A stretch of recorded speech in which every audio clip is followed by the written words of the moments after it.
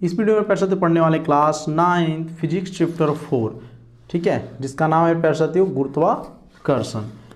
लघु उत्तरीय प्रश्न संपूर्ण मेरे प्यारे साथियों आपको विस्तार से बताएंगे कौन सा प्रश्न बोर्ड में आएगा, कौन सा प्रश्न नहीं आएगा एग्जाम में आपका। फर्स्ट क्वेश्चन है मेरे प्यारे साथियों गुरुत्वाकर्षण का शास्त्रीय नियम लिखिए। तो चलिए इसको शुरू करते हैं मेरे प्यारे साथियों फटाफट। देखिए मेरे प्यारे साथियों, अभी तक अगर आप लोग चैप्टर 1, चैप्टर 2, चैप्टर 3 किसी का भी देखना है तो प्लेलिस्ट बना है, वहाँ से आप लोग आसानी से देख सकते हैं। ठीक है, चैप्टर 4 गुरुत्वाकर्षण लघु उत्तरीय प्रश्न, सब्सक्राइब प्लीज। ठीक है, सब्सक्राइब जरूर कर लीजिएगा। अगर ये मेरे प्यारे तो फर्स्ट क्वेश्चन आपको समझ में आ जाता है तो सब्सक्राइब दम बनता है भाई। देखिए गुरुत्वाकर्षण का शास्त्रीय नियम, ठीक है, यहाँ से आपको लिखना है मेरे प्यारे साथियों कि दो पिंडों के बीच लगने वाला बल उनके द्रव्यमानों के गुणनफल के समानुपाती होता है। ध्यान दीजिएगा, समानुपाती मेरे प्यारे साथियों आपको बताया था कि समानुपाती किसे कहा जाता है और व्युत्क्रमानुपाती किसे कहा जाता है। तो चलिए इसमें भी आपको एक बार क्लियर कर देंगे कि पिंडों के बीच लगने वाला उनके द्रव्यमानों के गुणनफल के समानुपाती होता है तथा उनके बीच के दूरी के वर्ग मतलब मेरे प्यारे साथियों स्क्वायर के व्युत्क्रमानुपाती होता है। जैसे यहाँ पे a है और इसे मेरे प्यारे साथियों 2 पर में चल गया, पावर में 2, तो ये क्या हो गया a स्क्वायर। ठीक है, इसी को मेरे प्यारे साथियों बोलते हैं वर्ग।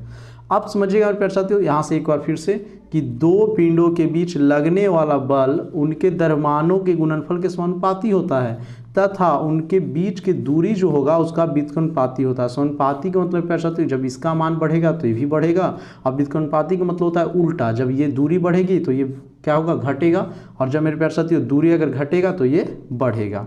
क्या? तो गुरुत्वाकर्षण। चलिए अब देखिए प्यारे साथियों, अतः करके आपको यहाँ से लिखना है वही दोनों पिंडों के नाम। यदि दो पिंडों के द्रव्यमान क्रमशः, यानी पहला का कैपिटल एम तथा छोटा स्मॉल एम, ठीक है, और मेरे प्यारे साथियों दूसरा का स्मॉल एम हो, और उनके बीच की दूरी कितना है जी, डी। ठीक है मेरे प्यारे साथियों, दो पिंडों के बीच के द्रव्यमान क्रमशः कैपिटल एम तथा स्मॉल एम है और उनके बीच की दूरी डी हो। तो देखिए एफ क्या हो गया हम लोग का, गुरुत्वाकर्षण समानुपाती, इसी को क्या है जी, देखिए यहाँ पे मेरे प्यारे साथियों, ठीक है, देखिए यहाँ पे कैपिटल एम और स्मॉल एम और डी स्क्वायर, यानी मेरे प्यारे साथियों देखिए गुरुत्वाकर्षण यानी एफ का मान बढ़ेगा तो समानुपाती में क्या होता है, ए भी बढ़ता है। ठीक है, दो पिंडों के द्रव्यमान भी बढ़ेगा, लेकिन मेरे प्यारे साथियों जब एफ का मान बढ़ेगा तो डी के मेरे प्यारे साथियों घटेगा, क्योंकि ये व्युत्क्रमानुपाती होता है। डी क्या है जी, तो दूरी है। ठीक है, तो दूरी का मान अगर आपसे पूछा जाएगा तो गुरुत्वाकर्षण का जो होता है वो मान मेरे प्यारे साथियों घटेगा, और ये जब घटेगा तो ये बढ़ेगा, और यहाँ ऐसा नहीं है। तो समानुपाती में क्या होता है मेरे प्यारे साथियों कि अगर ये मान बढ़ेगा तो ये भी बढ़ता है, ठीक है, और ये घटेगा बेचारा तो ये भी घटाता है, लेकिन ये दोनों आपस में क्या समझिए कि बहुत ही गहरा दोस्ती है। समानुपाती का मतलब समझिएगा मेरे प्यारे दोस्ती, दुख में भी साथ और सुख में भी साथ, और ये समझिएगा, समझ रहे हैं ना, पार्ट टाइम वाला, आपके दुख में क्या ये खुशी मनाएगा और आपके खुशी में ये दुख मनाएगा। तो समझ गए मेरे प्यारे साथियों, समानुपाती किसे कहा था, व्युत्क्रमानुपाती। अगर आपको ये क्वेश्चन समझ में आ गया होगा मेरे प्यारे साथियों तो चैनल को सब्सक्राइब कर दीजिए। चलिए आगे चलते हैं हम लोग सेकेंड नंबर पे। सेकेंड नंबर में प्यारे साथियों, सॉरी इसका थोड़ा सा बता देते हैं। देखिए एफ जहाँ पे ये खत्म हो गया तो जी क्या है, तो जहाँ जी एक नियतांक है, जहाँ जी एक मेरे प्यारे साथियों नियतांक है, इसका मेन फार्मूला यहाँ से यहाँ लिख लीजिएगा। चलिए सेकेंड नंबर क्वेश्चन देखिए, गुरुत्वाकर्षण नियतांक जी को शास्त्रीय नियतांक क्यों कहा जाता है। ठीक है, जो अभी लिखे मेरे प्यारे साथियों, तो इसी को आपको बताना। तो देखिए ये सिंपल आपको समझना है, ये क्वेश्चन आपको एग्जाम में बहुत ही कम पूछा जाता है, लेकिन फिर भी आपको समझ लेना है। इसका कारण ये है कि जी का मान कणों की प्रकृति, उनके द्रव्यमान, उनके बीच की दूरी, माध्यम, ताप इत्यादि पर निर्भर नहीं करता है। ठीक है, तथा ब्रह्मांड में यानी यूनिवर्सल में प्यारे साथियों, यूनिवर्स के सभी कणों के लिए एक ही होता है, अतः इसी शास्त्रीय नियतांक कहा जाता है। बस आपको नोट कर लेना प्यारे साथियों, यहाँ से लेके यहाँ तक। चलिए जी थर्ड नंबर देखिए प्यारे साथियों, दो वस्तुओं के बीच लगने वाला गुरुत्वाकर्षण बल क्या होगा यदि फर्स्ट में एक वस्तु का द्रव्यमान दुगुना कर दिया जाए। तो बुक में देखिए प्यारे साथियों इसका आंसर दिया गया है, तो आपको बुक से ही आंसर हम बता देंगे क्या जी। तो देखिए फर्स्ट का मेरे प्यारे साथियों यहाँ से आप लोग देखिएगा, यहाँ से एक वस्तु का द्रव्यमान दुगुना कर देने पर दुगुना हो जाएगा। काहे? क्योंकि वो समानुपाती होगा। समानुपाती में यही होता है, जब इसका मेरे प्यारे साथियों दुगुना होगा तो इसका भी दुगुना होगा, तो वो चीज़ समानुपाती है। सेकेंड नंबर देखिए प्यारे साथियों, वस्तुओं के बीच की दूरी दुगनी कर दी जाए तो वस्तुओं के बीच की दूरी दुगनी करने पर 1/4 गुना हो जा रहा है। ठीक है, इसमें भी ज़्यादा हो रहा है। थर्ड नंबर क्वेश्चन देख लीजिए प्रश्न, वस्तुओं के बीच दूरी 3 गुनी कर दी जाए तो भी बढ़ जाएगा, 3 3 9 हो जाएगा क्या, दोनों वस्तुओं के दरम्यान दुगने कर दिए जाए। तो चलिए इसका भी देखिए प्रश्न, आंसर आपके बुक में है तो फटाफट आपको बता देते हैं। जैसे देखिए थर्ड का आंसर यहाँ से आप नोट कर लीजिएगा कि वस्तुओं के बीच की दूरी 3 गुनी करने पर 1/9 गुना हो जाएगा, फिर दोनों वस्तुओं के दरम्यान अगर दुगना करने पर तो 4 गुना हो जाएगा। चलिए और 4 नंबर देखिए, गुरुत्वाकर्षण के सापेक्ष नियम का क्या महत्व है। ठीक है, तो चलिए इसको भी फटाफट आपको बता देते हैं मेरे प्यारे साथियों। तो देखिए मेरे प्यारे साथियों, इसका आंसर लिखेंगे यहाँ से, न्यूटन द्वारा गुरुत्वाकर्षण के नियम को प्रतिपादन के बाद प्रकृति की अनेक घटनाएं जो असंबद्ध लगती थी उनकी व्याख्या सफलतापूर्वक की जा सकती है। किसके द्वारा, तो न्यूटन के मेरे प्यारे साथियों जो गुरुत्वाकर्षण के नियम आया उसके द्वारा क्या हो गया ना कि जो प्रकृति के अनेक घटना मेरे प्यारे साथियों असंबद्ध यानी असंभव लगती थी वो मेरे प्यारे साथियों आसानी से हो जाता है। जैसे कोई भी तकनीक, कोई भी मेरे प्यारे साथियों अभी मशीन बन रहा है नया नया, तो कोई भी काम अगर कठिन होता है और उससे काफ़ी आसानी से की जाती है। इसी प्रकार मेरे प्यारे साथियों जब न्यूटन के द्वारा गुरुत्वाकर्षण के नियम का प्रतिपादन हुआ तो बहुत सारी प्रकृति में ऐसी घटना थी जो असंबद्ध लगती थी लेकिन इनके व्याख्या के सफलतापूर्वक से की जा सकती है। ठीक है, इनके जो व्याख्या था मेरे प्यारे साथियों उसके द्वारा की जा सकती थी। जैसे उदाहरण में देखिए बहुत सारा नियम है। एक में हम सभी पृथ्वी से गुरुत्वाकर्षण बल के कारण ही बंधे रहते हैं, ये हमें पता कब चला, जब न्यूटन के द्वारा गुरुत्वाकर्षण के नियम प्रतिपादन हुआ। सेकेंड नंबर, चंद्रमा पर पृथ्वी का गुरुत्वाकर्षण बल आवश्यक अभिकेंद्र बल प्रदान करता है जिस कारण चंद्रमा पृथ्वी के चारों ओर वृत्ताकार पथ पर घूमता है। इसी प्रकार दो में सहायता हुआ प्यारे साथियों, और भी थर्ड नंबर आंसर हो जाएगा प्यारे साथियों, पृथ्वी पर सूर्य का गुरुत्वाकर्षण बल पृथ्वी के सूर्य के चारों ओर अपनी कक्षा में घूमने के लिए आवश्यक अभिकेंद्र पर बल प्रदान करता है। इसी प्रकार अन्य ग्रह भी सूर्य के चारों ओर घूमते रहते हैं। मेरे प्यारे साथियों आपको कोई 2-3 लिखना है, काफ़ी ज़्यादा हो जाएगा। 4 नंबर भी देख लीजिए, सूर्य और चंद्रमा के गुरुत्वाकर्षण बलों के कारण ही समुद्र में ज्वार या भाटा आते हैं। ठीक है प्यारे साथियों, क्वालिटी आपको बढ़ा लेना है थोड़ा सा क्योंकि इसमें अंक छोटा छोटा आपको दिख रहा होगा। चलिए आगे चलते हैं प्यारे साथियों, क्वेश्चन नंबर 5 पे, सभी वस्तुएं पर लगने वाला गुरुत्व बल उनके द्रव्यमान समानुपाती होता है, फिर भी एक भारी वस्तु हल्की वस्तु के मुकाबले तेजी से क्यों नहीं गिरते हैं। जैसे मेरे प्यारे साथियों कोई अगर भारी वाला गिरा रहे हैं, ठीक है, तो वो तो तेज़ी से खींचना चाहिए, और कोई हल्का गिरा रहे हैं तो भी तो तेज़ी से आना चाहिए। ठीक है, यही आपसे पूछा जा रहा है कि सभी वस्तुओं पर लगने वाला गुरुत्व बल उनके द्रव्यमान के समानुपाती होता है, तो फिर एक भारी वस्तु और हल्की वस्तु को मुकाबले तेज़ी से क्यों नहीं गिरती, क्योंकि एक भारी वस्तु हल्के वस्तु के मुकाबले तेज़ी से क्यों नहीं गिरती। आपको तो लगता होगा प्यारे साथियों अगर हम ईंटा गिराएंगे तो बहुत जल्द गिर जाएगा, एक हल्का चीज़ गिराएंगे तो थोड़ा सा टाइम लगेगा, ऐसा नहीं है, यही आपसे पूछा जा रहा है। तो देखिए मेरे प्यारे साथियों यहाँ से संकेत आपको दिया गया है। ठीक है, ये आप खुद से कर सकते हैं, आपके पास अगर 2 गो है अभी तो अभी आप उसको हवा में छोड़िए और देखिए।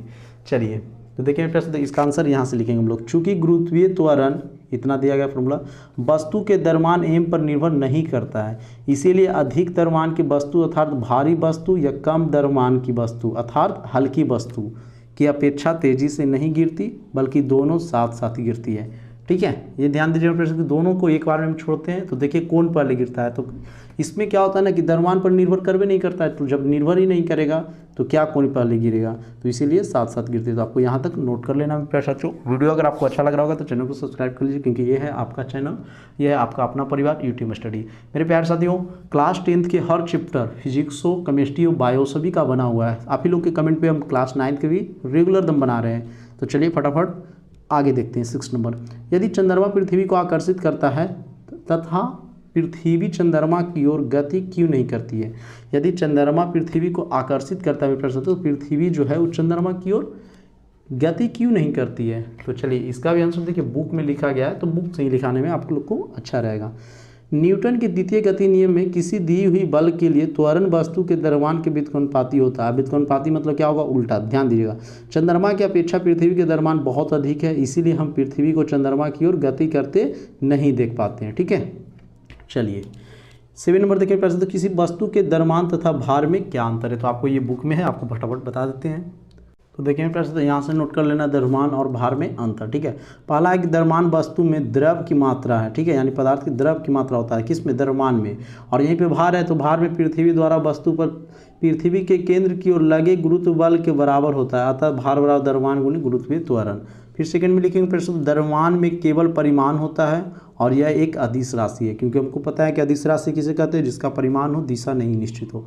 सेकंड में प्रश्न, भार में परिमाण और दिशा दोनों होते हैं, यह एक सदिश राशि है। थर्ड नंबर आपको लिखना है तो लिख लीजिएगा, द्रव्यमान को दंड तुला मापा जाता है और भार को कमानीदार तुला मापा जाता है। ठीक है, यही था मेरे प्रश्न। अगर और भी लिखना है इसमें तो देखिए और भी दिया गया है, लेकिन इतना आपको नहीं लिखना है, मात्र 3 कोई को लिख लेना है। द्रव्यमान का एसआई मात्रक किलोग्राम होता है, ये सभी को याद रहता है। भार का एसआई मात्रक न्यूटन होता है। स्थान के परिवर्तन से द्रव्यमान नहीं बदलता है, स्थान के परिवर्तन से मेरे प्रश्न द्रव्यमान नहीं बदलेगा, स्थान के परिवर्तन से भार बदल जाता है, चूँकि गुरुत्वीय त्वरण में परिवर्तन होता है। ठीक है, चलिए तो 7 नंबर तक मेरे प्यार साथी हम लोग का क्लियर हो गया। 8 नंबर देखिए, किसी वस्तु का चंद्रमा पर भार पृथ्वी पर इसके भार 1/6 गुना क्यों होता है। तो चलिए इसके बारे में जान लेते हैं प्यार साथियों। इसका भी बुक में दिया गया, बहुत ही सुंदर और बहुत ही प्यारा आंसर है मेरे प्यार साथियों और बहुत ही प्यारा आप लोग भी हैं, और इसी प्रकार आप लोग मेहनत करते रहिए और चैनल को सब्सक्राइब कीजिए मेरे प्यार साथियों। ठीक है, चलिए, किसी वस्तु का भार गुरुत्वीय त्वरण g के समानुपाती अर्थात W समानुपाती g और चंद्रमा की सतह पर गुरुत्वीय त्वरण g जो m पृथ्वी की सतह पर गुरुत्वीय त्वरण GE का 1/6 गुना होता है, इसीलिए किसी वस्तु का चंद्रमा पर भार पृथ्वी के उसके भार का 1/6 गुना होता है। तो आपको यहाँ से यहाँ तक नोट कर लेना है। ठीक है, चलिए 9 नंबर क्वेश्चन देखेंगे प्यारे साथियों। एक व्यक्ति एम अपने मित्र एन के लिए पृथ्वी के ध्रुव के पास की जगह पर कुछ सोना खरीदकर उसे विषुवत वृत्त के पास रहने वाले एन को देता है। क्या एन खरीदे हुए सोने के भार से संतुष्ट होगा, यदि नहीं तो क्यों। तो देखिए इसका भी आपको मेरे प्यारे साथियों बुक में दिया गया संकेत, आप लोग यहाँ से लेके यहाँ तक नोट कर लीजिए। ये सब लॉजिक क्वेश्चन, ये सब पढ़ के आपको समझना है, ये सब कभी आपको एग्जाम में नहीं आएगा और अभी तक न पूछा गया है। चलिए 10वां नंबर देखेंगे प्यारे साथियों। एक पतली परंतु मजबूत डोरी से बने पट्टी की सहायता से किताबों से भरे स्कूल बैग को उठाना कठिन होता है, क्यों। तो देखिए ये आप लोग देखेंगे प्यारे साथियों, अभी CBSE वाला बच्चा को, वह LKG में पढ़ रहा है बेचारा, उसके पीछे कम से कम तो 6-7 किलो वजन होता है, चल नहीं पाता है सही से। ठीक है, तो वही चीज़ यहाँ पे पूछा जा रहा है। जब हम पतली डोरी से बने पट्टी के सहायता से किताबों के भरे स्कूल बैग को उठाते हैं तो बैग का सारा भार हमारे हाथ पर पतली डोरी के बहुत कम क्षेत्रफल के बराबर, देखिए आगे यहाँ से लिखना के क्षेत्रफल पर आरोपित होता है, जिसके हाथ पर अत्यधिक दाब पड़ता है। इसीलिए पतली डोरी के पट्टी से भारी बैग को उठाना कष्टकर और कठिन होता है। ठीक है, जैसे मेरे प्यार साथियों देखिए, किसी आप देखे होंगे लकड़ी या पेन को, इसको बोले कि आपको 3 टुकड़ा में तोड़ना है या 2 टुकड़ा में, तो आप इसे आसानी से तोड़ दीजिएगा, लेकिन जो टूटा हुआ छोटा रहेगा प्यार साथियों उसको फिर बोलेंगे 2 टुकड़ा में, तो वो कठिन से, यानी बहुत आपको मेहनत करना पड़ेगा। तो वही चीज़ इसमें भी होता है, अगर पतला है तो कठिन होगा, ज़्यादा चौड़ा पट्टी रहेगा तो ज़्यादा क्षेत्रफल में बनेगा तो आसान होगा। 11 नंबर देखिए प्यार साथियों। 11 नंबर क्वेश्चन है कि एक भारी बक्से से पतले तार के बने हत्थे से ले जाने कठिन होता है, यानी हाथ से ले जाने पर कठिन होता है, या लकड़ी या प्लास्टिक के चौड़े हत्थे से ले जाने का आसान होता है। हत्थे मतलब हाथ से समझिएगा। ठीक है, एक भारी बक्से को मेरे प्यार साथियों पतले तार से बांध के हाथ से ले जाने में आसानी होता है, और यह लकड़ी या प्लास्टिक के चौड़े से ले जाने में आसानी होता है। और क्यों, तो ये आप मेरे प्यार साथियों यहाँ पे बताया गया, वही चीज़ जो ऊपर में था कि भारी बक्से का इसके, तो देखिए लिख लेंगे मेरे प्यार साथियों, भारी बक्से के इसके हत्थे से उठाने पर हाथ में दाब पड़ता है, और दाब बराबर फार्मूला होता है बल बटा क्षेत्रफल। बक्से को उठाने में लगा बल तो नियत है, अतः यदि क्षेत्रफल अधिक हो तो दाब कम हो जाएगा। पतले तार से बने हत्थे का क्षेत्रफल कम रहता है, इसीलिए बक्से को उठाने के लिए पर तलहथी पर दाब अधिक पड़ता है, परंतु लकड़ी या प्लास्टिक जो मेरे प्यारे साथियों बने मोटे चौड़े हत्थे का क्षेत्रफल अधिक रहता है, इसीलिए बक्से को उठाने पर तलहथी पर दाब अपेक्षाकृत कम पड़ता है, जिससे सुविधा होती है। ठीक है, जितने ज़्यादा चौड़ा रहेगा मेरे प्यारे साथियों उतने ज़्यादा आसानी होगा, बस बात यही सिंपल है। जितने ज़्यादा पतला होगा उतने ज़्यादा कठिन होगा। इस प्रकार आप लोग इस को बोलिएगा सर इतना बड़ा बड़ा क्यों लिखल जाता है, आप समझ के लिख लीजिएगा कि अगर मेरे प्यारे साथियों पतला होगा तो ज़्यादा कठिन होगा, क्योंकि उसका क्षेत्रफल मेरे प्यारे साथियों कम रहता है, और यहाँ पर मेरे साथियों मोटा रहेगा तो सुविधा ज़्यादा मिलेगा, क्योंकि उसका क्षेत्रफल अधिक रहता है। बस इस प्रकार आप लोग लिख लीजिएगा। 12 नंबर देखिए मेरे प्यारे साथियों, उत्प्लावकता से आप क्या समझते हैं। तो चलिए इसका बुक में है, फटाफट आपको बता देते हैं। देखिए यहाँ से लिख लेना मेरे प्यारे साथियों, ठीक है, कि जब करके आप लोग लिख लीजिएगा। जब कुएं से पानी निकालते समय पानी से भरी बाल्टी जब तक पानी के अंदर रहती है हल्की मालूम पड़ती है। जितने लोग भी अगर कभी कभी कुएं से पानी भरे होंगे प्यारे साथियों, तो देखिए जब पानी बाल्टी में भरा हुआ है फिर भी अगर पानी की सतह पे रहेगा तो वो हल्का महसूस होता है, लेकिन जैसे उसको ऊपर खींचने लगते हैं भारी मालूम पड़ती है। जब हम पानी में डुबकी लगाते हैं तो पानी हम के ऊपर और उछलता सा लगता है। इन बातों को यह स्पष्ट है कि द्रव में डूबी हुई वस्तु पर ऊपर की ओर एक बल लगता है जिसके कारण उसके भार में एक आभासी कमी आ जाती है। इसके ऊपरी मुखी बल को उस वस्तु पर द्रव का उत्प्लावकता कहते हैं, ठीक है। और मेरे प्यारे साथियों बस आपको यहाँ तक तो लिखना है, यही तो पूछा जा रहा था आपसे।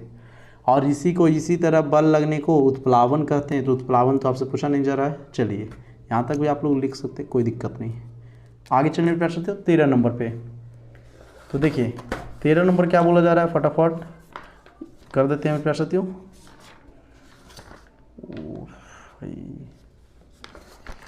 13 नंबर क्वेश्चन है कि आर्किमिडीज का सिद्धांत क्या है, ठीक है। आर्किमिडीज का सिद्धांत क्या है, तो देखिए बहुत ही सिंपल सिद्धांत आपसे पूछा जा रहा है, तो इसको भी बुक में दिया गया है। इसका सिद्धांत आपको यहाँ से लिखना है कि जब कोई वस्तु किसी द्रव या गैस में पूर्णतः या असतः डुबाया जाता है तो उसके भार में आभासी कमी आ जाती है जो वस्तु को डूबे हुए भाग द्वारा हटाए गए द्रव या गैस के भार के बराबर होता है। इस सिद्धांत को सत्यापन के लिए एक प्रयोग करते हैं। तो आपको प्रयोग तो करना नहीं है क्योंकि लॉन्ग क्वेश्चन है नहीं, ठीक है। यहाँ पे देखें प्रश्न आर्किमिडीज का सिद्धांत, ये आप ऊपर से सिर्फ पढ़ना है आपको, ये कोई ज़रूरी नहीं है, यहाँ से आपको लिख लेना है, ठीक है। चलिए देखिए प्रश्न यहाँ पे दिया गया, सबसे पहले यूनानी वैज्ञानिक जो आर्किमिडीज थे इतना ईस्वी पूर्व ने उत्प्लावन के संबंध तत्वों का परीक्षण किया और एक सिद्धांत का प्रतिपादन किया जिसे ही आर्किमिडीज का सिद्धांत कहते हैं, जो इस प्रकार है। प्रकार में प्यारे साथियों 13 का भी लिख लीजिएगा। 14 नंबर देखिए, पानी की सतह पर रखने पर कोई वस्तु क्यों डूबती है या तैरती है। तो चलिए इसको भी फटाफट आपको बता देते हैं प्यारे साथियों। तो देखिए इसका आंसर में प्यारे साथियों यहाँ से लिख लीजिएगा, ठीक है। आप खुद पढ़िएगा और लिखिएगा और इसका समझ के आप लोग आंसर लिख सकते हैं। ऐसा नहीं है कि पूरा आपको याद करना है, रटना है, बहुत ही सिंपल है। और लाइट कट गया तो थोड़ा सा क्वालिटी आप लोग बढ़ा लीजिए। चलिए मेरे प्यारे साथियों, ठीक है। आगे देखते हैं हम लोग 16 नंबर प्रश्न। तो 16 का तो बुक में ही आंसर है, जिसके पास बुक है मेरे प्यारे साथियों वो आप लोग छाप लीजिएगा, और नहीं बुक है तो यहाँ से आप लोग लिख लीजिएगा, ठीक है। क्योंकि लाइट तो है नहीं और वीडियो क्वालिटी थोड़ा सा आप लोग इंक्रीज कर लीजिए, बढ़ा लीजिए। 17 नंबर देखिए प्यारे साथियों, आपके पास एक रुई का बोरा है। ये सब क्वेश्चन कभी पूछा नहीं जाता, ये सब आपको सिर्फ समझना है और बताना है। तो इसका भी संकेत दे दिया गया है यहाँ से यहाँ तक, और इसको व्याख्या भी करना है, ठीक है। देखिए ये पूछा जा रहा है प्यारे साथियों कि आपके पास एक रुई का बोरा है तथा लोहे का छड़ है, तो तुलना मापने पर दोनों 10 केजी दर्शाते हैं। तो क्या दोनों वास्तविक भार बराबर है? नहीं तो दोनों के कौन सा भारी है और क्यों? आप पूछेगा किसी से भी कि 2 किलो रुई वजन ज़्यादा है या 2 केजी लोहा, तो सभी लोग के क्या लगता है कि लोहा है तो लोहा वजन होगा। ऐसा नहीं है, ये बराबर ही है ना जी। यहाँ पे तो मापने पर दिया गया है 10 केजी, तो या तो रुई हो या मेरे प्यारे साथियों लोहा है, दोनों क्या है बराबर है। तो इसी को व्याख्या देखिए यहाँ पे कर दिया गया है, आप लोग यहाँ से समझ सकते हैं। कारण, रुई की अपेक्षा लोहे का घनत्व बहुत अधिक होता है, अतः लगभग समान द्रव्यमान के रुई और लोहे में रुई के आयतन लोहे की अपेक्षा बहुत अधिक होगा। इसीलिए एक पतड़े पर रखा हुआ रुई का बोरा दूसरे पतड़े पर रखे हुए लोहे के छड़ की तुलना में बहुत अधिक हवा के विस्थापित करेगा। आर्किमिडीज के सिद्धांत से रुई के बोरे पर लोहे के छड़ की तुलना में अत्यधिक उत्प्लावक बल लगेगा। ऊपर की ओर रुई के बारे में अधिक बोरे पर अधिक उत्प्लावक बल लगते हैं।